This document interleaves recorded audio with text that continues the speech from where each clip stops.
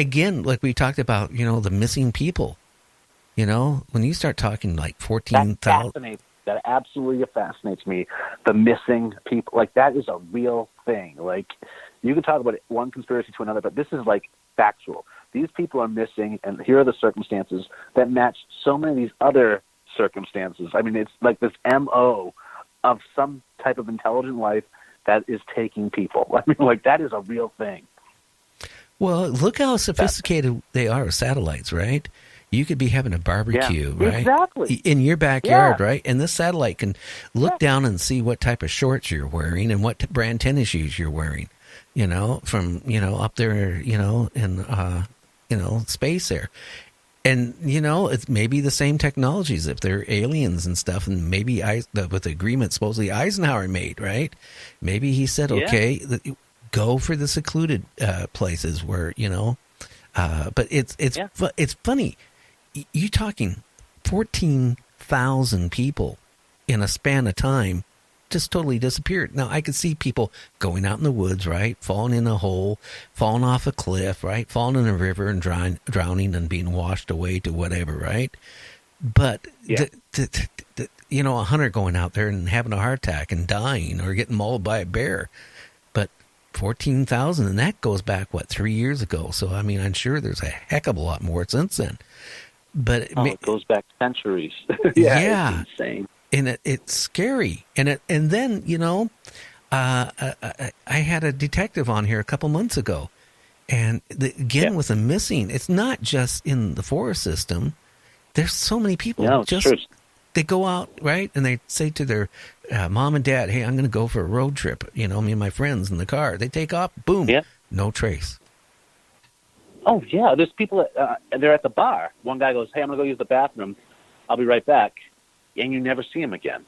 And even if there's cameras on the street, you don't see him in those cameras. Like, he is gone. And they find him a few days later, maybe. And if they do, he's dead in the water somewhere, or he's dead in the field. But, I mean, but how did they get there? Or where did they go? Again, a lot of these people don't turn up as well.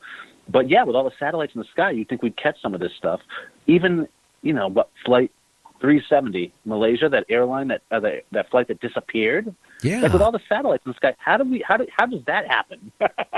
Well, they couldn't see what happened to that, but yet on the inner tube here, there was a thing circulating a couple months ago, right?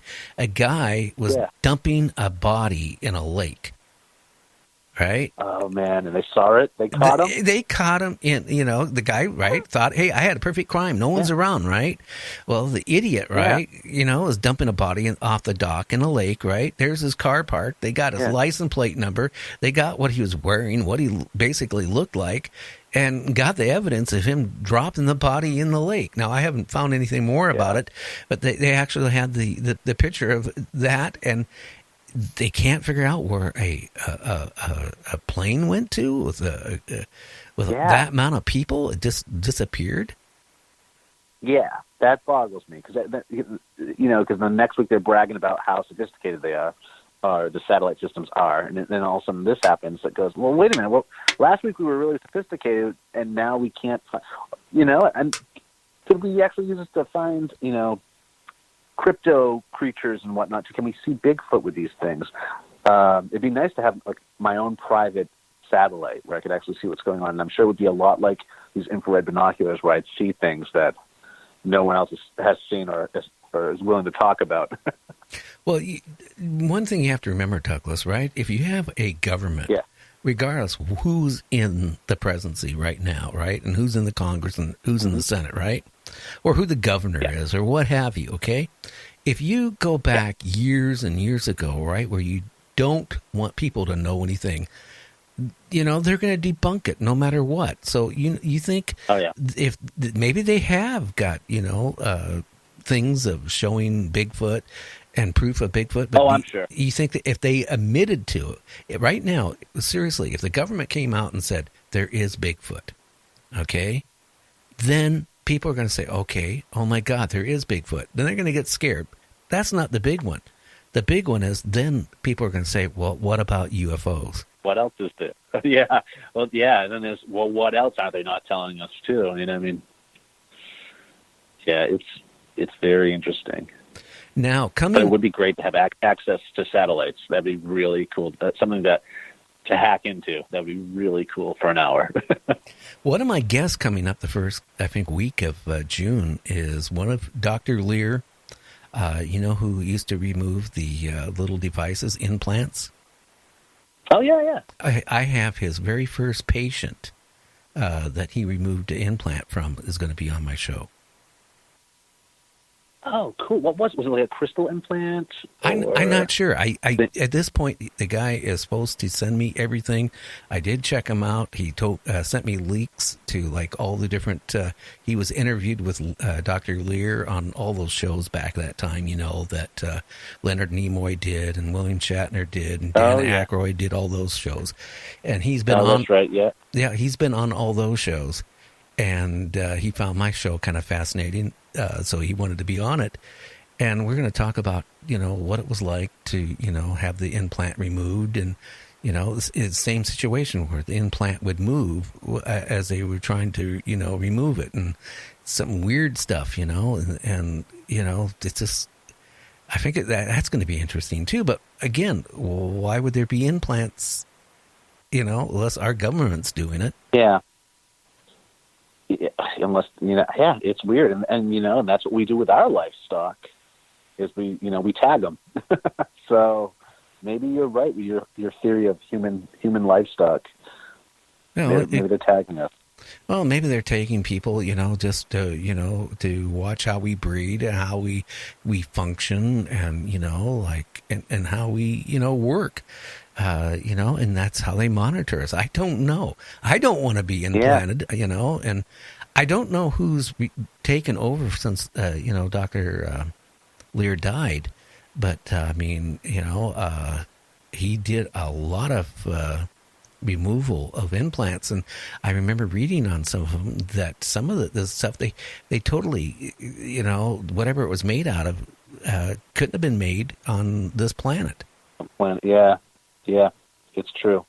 A lot of the metals or crystals that they found were just not there. They weren't of Earth origin. I remember, Roger Lear. I remember him. Yeah. I actually might be going in June to Alien Con in Pasadena. Have you seen that? No, but if you go, please, get some pictures for me and send them over. Yeah, no doubt. Actually, David Duchovny is going to be there. David Duchovny and a couple other people. Oh, well, there's going to be lots of speakers. I mean, it's a huge conference, but it's happening in Pasadena. And typically, I have a shaving event in Pasadena every year. Okay. I'm having it in Florida this year. But it's like I still got to get to Pasadena, and so I might check out Alien Con. It looks like it's going to be a really good time. But there's a bunch of conferences coming up too. Have you ever been to a conference? No, I never have, and I actually plan to go this summer. Oh, yeah. There's many. I actually have a calendar in front of me, and there's so many great ones coming up. Have you been to McMinimans? Pardon me?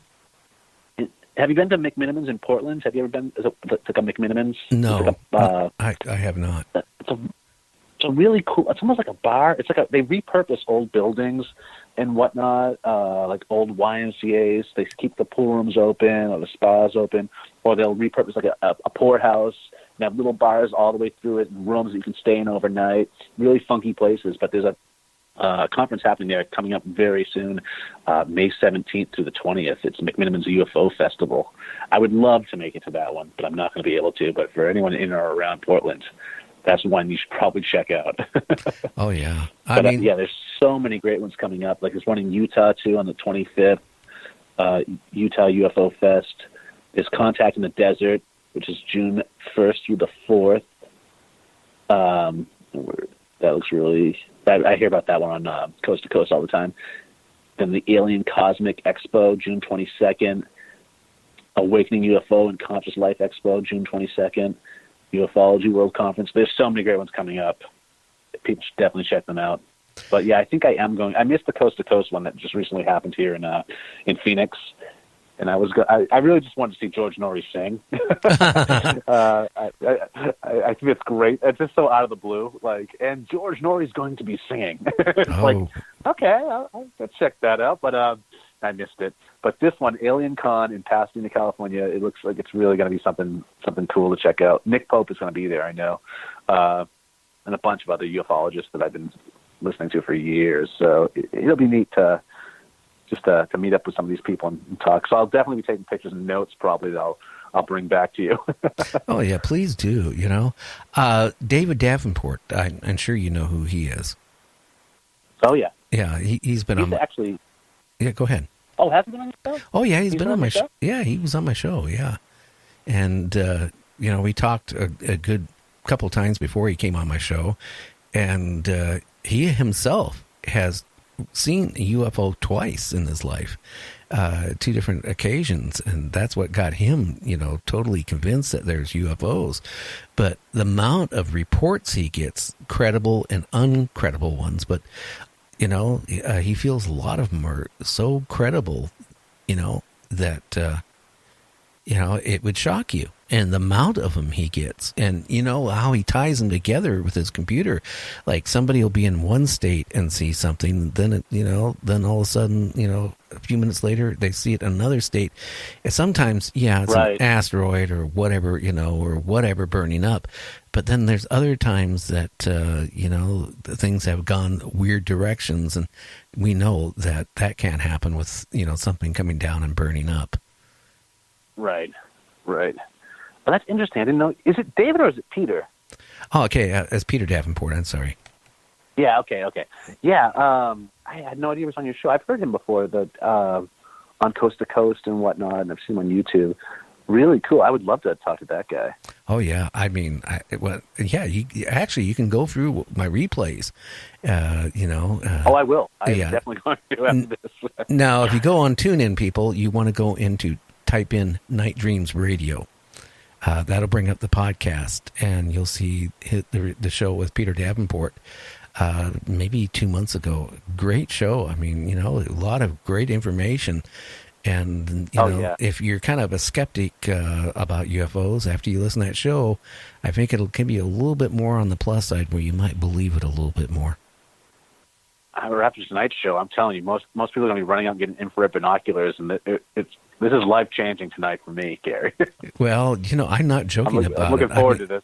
I mean, I did that for a long period of time, and then, after a while, I kind of, my life moves on because, I couldn't do anything about it, but it kind of wow, this is really... It sealed the deal for you. Yeah. Was this a star moving back? Well, I had people at the time from a local... college up here, at that time, said, oh no, it's just a star. And I go, well, if it's a star, how come it's moving this direction and then going 90 degrees the opposite direction and then going 45 degrees another direction? And then they said, well, I'm going to get a pair of infrared ones and look myself. Yeah. I mean, with a pair of binoculars, you see all this stuff, but you don't see it.